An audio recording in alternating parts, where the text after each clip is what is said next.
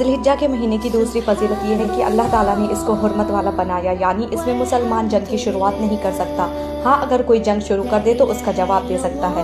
اس مہینہ میں کبیرہ صغیرہ گناہوں سے اجتناب کرنا چاہیے اور زیادہ سے زیادہ نیک کام کرنے چاہیے۔